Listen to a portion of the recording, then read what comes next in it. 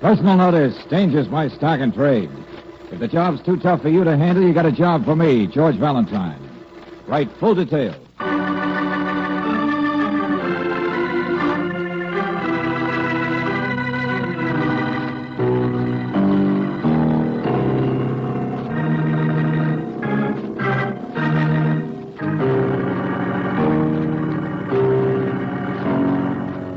Let George do it.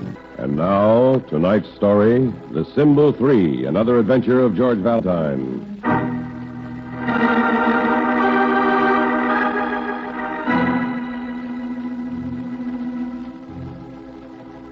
Dear Mr. Valentine, mark well the symbol 3. It's the key to destiny. Since I heard those words whispered to me on the telephone only 2 weeks ago, I've been living in a world of fear, horror. For these words have already twice brought into my home violence and sorrow. And now I know they're also going to bring death. What's worse, I can't get my husband's help. And I can't go to the police. So please, Mr. Valentine, come to see me as quickly as you can. But be sure you speak to me alone and introduce yourself merely as a friend. Sincerely, Ruth Laswell.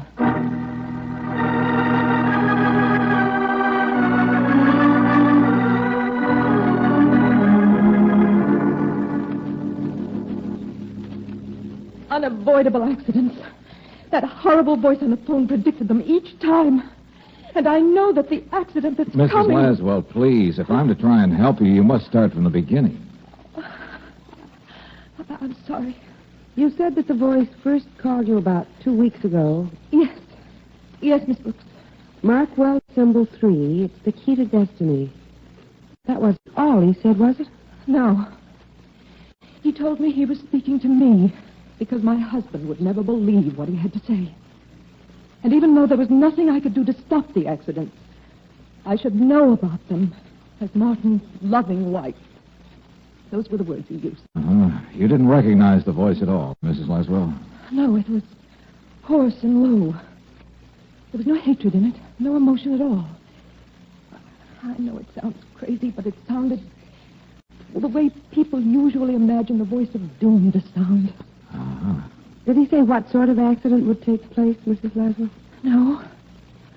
Just said there would be 3 accidents to teach my husband humility. Humility?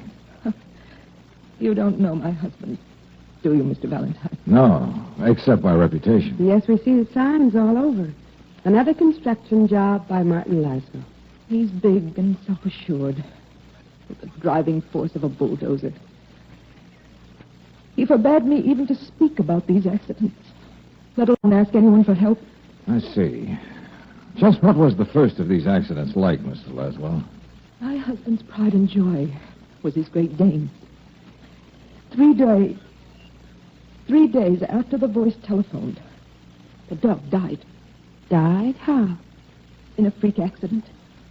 Somehow he got tangled in his own leash and choked to death. But that doesn't sound possible. I know, but it happened. The dog was powerful and big, but there were no signs of a struggle. Apparently no one, certainly no stranger, came near him. But there it was. A few hours later, the voice called again. It said the first accident took place. And I'd hear from him again soon. And I gather he didn't disappoint you, Mrs. Laswell. No. No, he didn't disappoint me. He called last week on a Wednesday. And he again said, mark well the symbol 3. It's the key to destiny. And he hung up. What happened this time? That Saturday, our chauffeur, Johnny Givens, had an accident. He ran the car into a wall.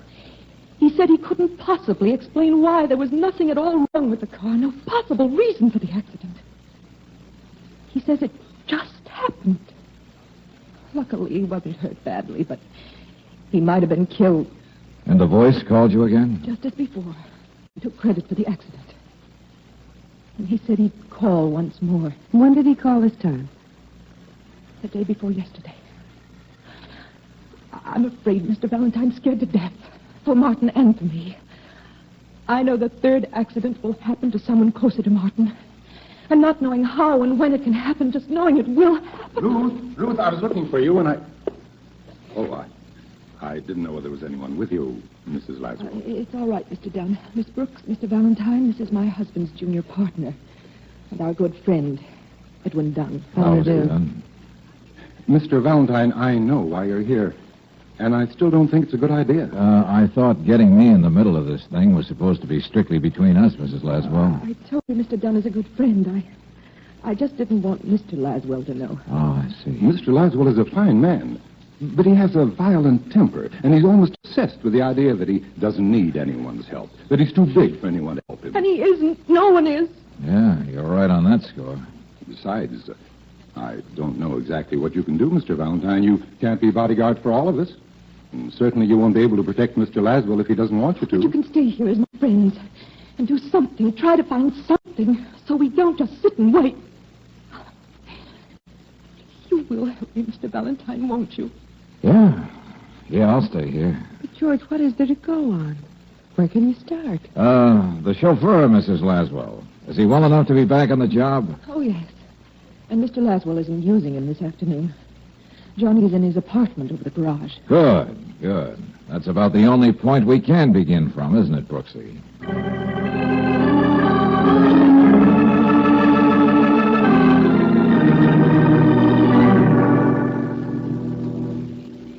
And you don't have any explanation at all for your accident, eh, Johnny? John Wesley Givens. Oh, I'm sorry. The road, was it slippery? No, Miss Brooks, not at all. Or perhaps you took the curve too sharply, Mr. Givens. There was no curve to take. It's like I said, there was no reason for me to lose control of the wheel. I've been driving for years with a fine record. It was as though I was made to have this accident by some power bigger than me. Now, Mr. Givens, you don't really believe that something, supernatural made you have that accident, do you? There are many things we don't understand, Mr. Valentine. I'm a bachelor, and I've got time to do a lot of reading.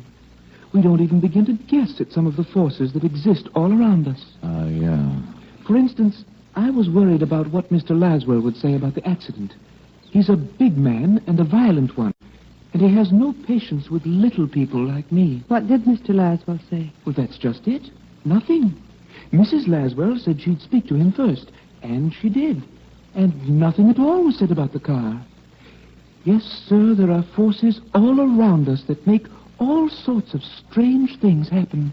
I think there was a simpler explanation for your boss's behavior, Mr. Givens. Well, if you ever want to sit down to have a chat with me, young man, I'll be glad to do it and lend you some of my books.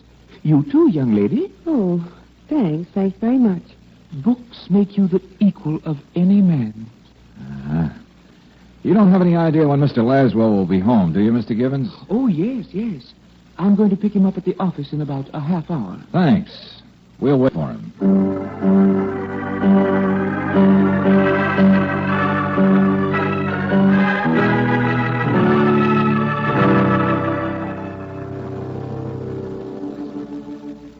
You must be rather recent friends of Mrs. Laswell's. Mr. Valentine, is it? Uh-huh, that's right, Mr. Laswell. And if Ruth had a friend as pretty as you, Miss Brooks, I'm sure she'd have mentioned it to me before. Well, that is thank you. Yeah, she always talks enough about other things. Well, you see, Mr. Laswell... Now, look, Valentine, let's not be childish about this. Ruth hired you as a sort of bodyguard to the Laswell household. When Johnny mentioned your name to me, I looked you up. It seems this whole thing has been the worst-kept secret in the world. I need no help. I need no protection. I need no nursemaid. But surely with those two accidents and the threat of a third... But I didn't say I wouldn't welcome some company, just to relieve the tension. It was certainly an elaborate build-up to a sudden letdown. Valentine, I'm a realist. I see what's going on in my house. I don't believe in a voice of doom. On the other hand, I don't close my eyes to what has happened. Well, then... So, by all means, welcome until the deadline has come and passed. Have a drink? Let's get ready for dinner. Well, yes, of course. No need to worry my loving wife. Whatever we can do to put her mind at rest... Martin! Yes, Ruth. Yes, what is it? What is it, Mrs. Laswell? What happened? Ruth, cut it out. Come on, what's the matter? The accident. The third accident. It just happened. Mark well the symbol 3. What happened? What are you trying to say? The watchman on your new construction job, Martin. He fell to his death with no one around him.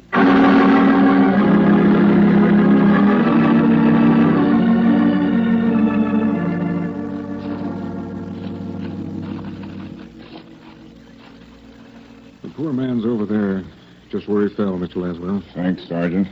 Wagon will be coming for him any minute. Brooksy, you'd better go back to the car and wait there with Johnny. Yes. Yes, I think so, George. I'll see you later. Johnny, you bumbling fool. Bring up the car. Come on, Valentine. Yeah. His name was Williams. He's been with us for many years. A nice old man. Careful. Yeah. Good and steep down here, all right. Big drop. Yeah. We're just getting ready to clear all this up. The rocks, so we could sink a foundation. Uh-huh. He must have been walking up there, along the edge.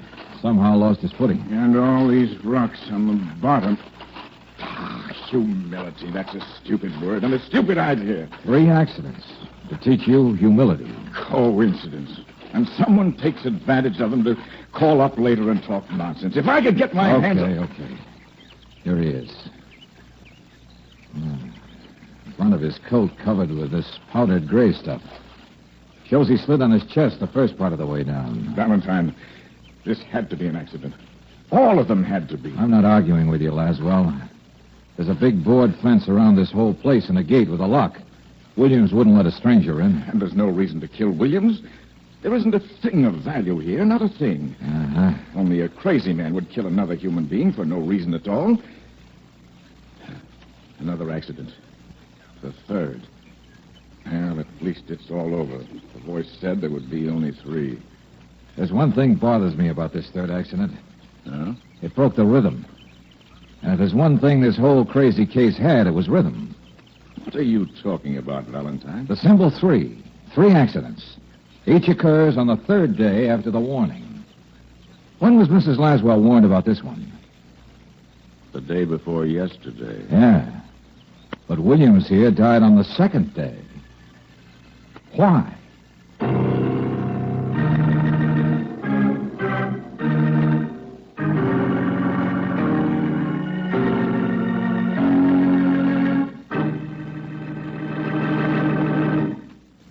We'll return to tonight's adventure of George Valentine in just a moment. You're hired to save the wealthy Mr. and Mrs. Laswell from an accident which was promised by a mysterious voice over the telephone. You obviously succeed in that because a harmless night watchman is the victim of the 3rd and last in a series of 3 accidents, foretold and delivered. So, at their home now, the Laswells are quite willing to consider the case closed. But if your name is George Valentine, you don't seem to be anywhere as willing. For one thing, nobody's come up with an answer to this. Why did Williams' accident take place 2 days after the warning, not on the 3rd day? Mr. Valentine, please. Why keep pounding on this one point? It's 8 o'clock now. The 3rd day won't begin till midnight. Have you any ideas, Mr. Dunn? As Mr. Laswell's partner, you're a little more objective. Can you venture a guess? Well, I'm afraid not. I'm inclined to agree with Mr. Laswell's thinking. I told you before, Valentine. The man on the phone was merely taking advantage of some amazing coincidences. The death of the dog, Johnny's smash-up, Williams' accident didn't fit this weird schedule, that's all. It'd be 1,000,000 to 1 chance if it did. Uh-huh. I don't want to sound heartless. The poor watchman's death was horrible, so needless. But the nightmare is over, and I'm human enough to feel relieved. And the voice on the telephone? Some enemy of Mr. Laswell's. Some vicious man's idea of how to torture Mrs. Laswell. Mr. Valentine, I'm grateful for your interest and sorry for the trouble my wife has caused you. Here, please take this check, and thanks. Nice check. We were just going out. Dunn, Ruth and I. A quiet dinner somewhere, a few drinks. Why don't you call up Miss Brooks and join us? No thanks. I'm miserable company when something bothers me. And something bothers me.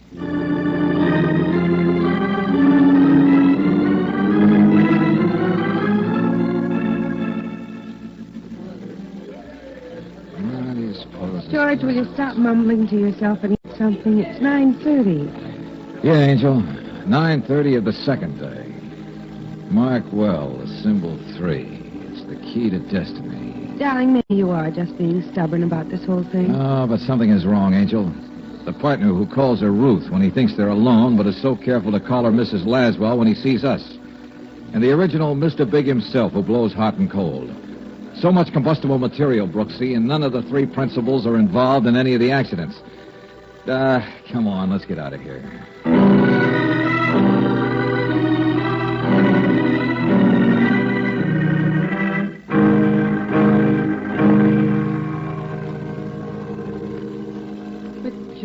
Really, the morgue. Just a hunch, Angel, but what a hunch. Down this way, Mr. Valentine. They brought him in a couple hours ago. I know, Kennedy. Be right with you. I'll sit here at Mr. Kennedy's desk. There's some very interesting old copies of Life I simply mustn't miss. Yeah, okay, Brooksy. Here he is, Valentine. Williams, James. Cause of death, accidental fall. Date. That's it. His nails, his hands. That's it. Hey, Valentine. What is it? You gone crazy? No, Kennedy. A long shot just came romping home.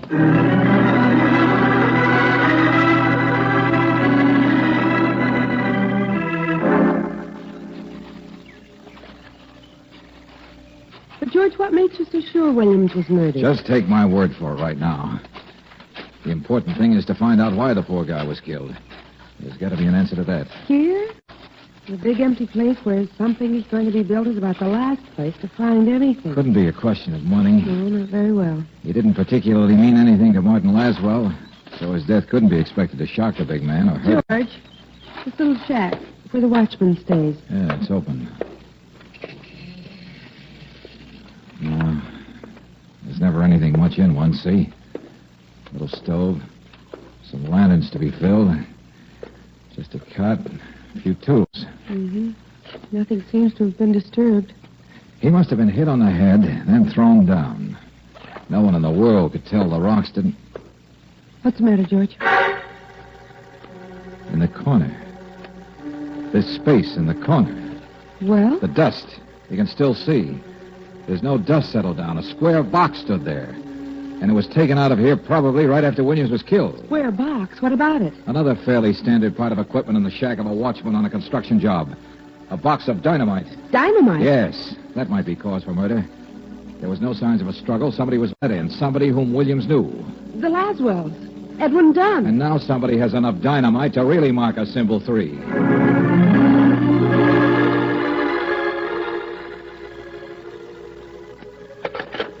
Nobody answers to the Laswells. They're still out somewhere. But where? 11:25. Any time after midnight, the payoff to this whole weird buildup will really come.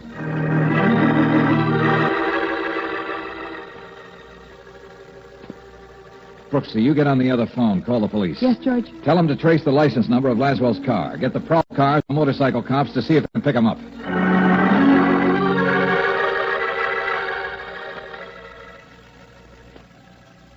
Okay, thanks.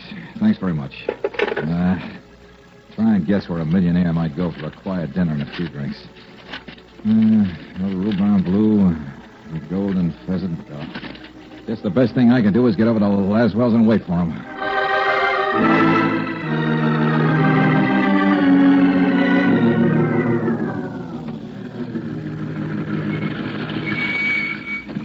How do you know? The house is all lit up. Laswell's car at the door. Mr. Dunn's car, too. Must be topping off those few drinks with a few more. Maybe their celebration seems to... What? Oh! Oh!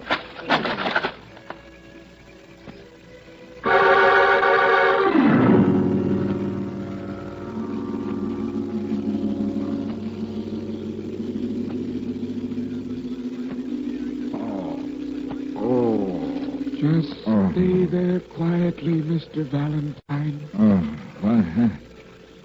That's the dark. Hey, who are you? Where are you? I am near you. Near enough. The house is still lit up. But you dragged me away from it. Hey, where are we? In back of the house. You never noticed There's just a sheer drop to the bottom of the ravine. I've got to get into that house. Stay still. I've got a gun. You can't see me, of course, but I've got it pointed right at you. Yeah. You're not going to let me do anything, are you? Not until it's all over. Mark well the symbol 3. It's the key to destiny. 5 minutes to 12. I'm afraid I didn't knock you out hard enough. Well, after all, you're a pretty slight little man, Johnny. What? John Wesley Gibbons, not Johnny. I'm a man, not a little child, and I'm not just a flunky who can be called whatever you wish. I guess it had to be you. Maybe I should have known sooner. You had to be the one who smacked up your own car. You move 1 inch and I'll kill you. You know I will. Yeah, I know, but don't worry. I never argue with a gun. The music is pretty, isn't it? And they don't suspect a thing. It'll take only a few minutes more. Come on now, where is the dynamite? In Mr. Laswell's car. The big, shiny car. It's right next to the house. And soon it will blow up the house. But we're far enough away, we'll be safe. Look, you're crazy as a loon, Buster. No, I'm smart. I know all sorts of things. I picked the car for a good reason, Valentine. That's where Mr. Laswell was always so big, and I was so small. Johnny the fool, Johnny the nobody. But Mrs. Laswell, Mr. Dunn, they're innocent. Stand back. Don't you move. I killed the dog, but I didn't mean to kill Williams. I just had to have the dynamite. You still have a chance to stop all this. You're a sick man. They'll treat you. They won't punish you. I told you I'm not crazy. I'm stronger than fate. Oh, it was wonderful to see them squirm. The symbol 3. 3 small things. A dog, a chauffeur, a watchman. And the king will come tumbling down. You're not big, Johnny. You're small. You were always meant to be small. Don't call me Johnny. You can only carry out orders, Johnny. You've never finished a thing in your life. Shut up. I'm going to come at you, Johnny, and take your gun away. And if you shoot me, you'll miss me. Shut up. And I'll drive the car right up here and let it go over the ravine. You hear me, Johnny? Little Johnny. Johnny. I'll kill you. I'll kill you. Not in the state you're in, Buster. One chance is all you get, Johnny. I'm not a failure. Take that gun now. All time you want. I only hope you gave me enough of the third day so I'll have time.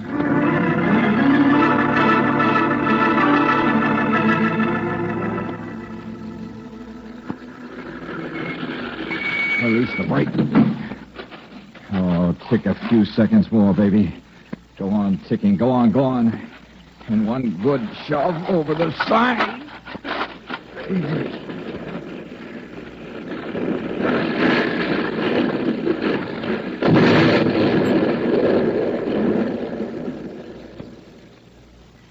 3 minutes after 12. Thanks for being true to the symbol of 3, Johnny. Now to tie up some real loose threads.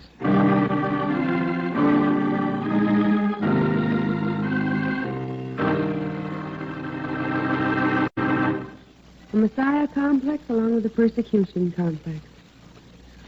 Well, it'll take the doctor some doing to try and straighten Johnny out. Yeah, he really sold himself a bill of goods, all right. George, you still didn't tell me how you knew that William's death wasn't an accident, that it had to be murder. Well, under his nails, there was none of that gray dirt we found on his jacket. Why wasn't there? If he just fell, he'd grab at anything, scratch at anything on his way down. Law of preservation. That's right. No, Brooksy, he had to be killed and then thrown down. Oh, darling, you're smart. Very smart. Gee, thanks. You're so smart that I'm proud to consider myself more than your assistant. Huh? You do think of me more as a partner, don't you? A sort of, a running mate. Sure, Angel. I was just thinking. It wouldn't be so hard for a girl to be a mate if some men wouldn't do so much running. Oh, I knew you'd get it. You see, I told you were smart. Robert Bailey is starred as George, with Virginia Gregg as Brooksy. Let George Do It was written by David Victor and Jackson Gillis and directed by Kenneth Webb. Gene Bates was heard as Ruth, Theodore Von Eltz as Laswell, Byron Kane as Johnny, and Don Randolph as Dunn. The music is composed and presented by Eddie Dunstetter. Your announcer, John Heaston.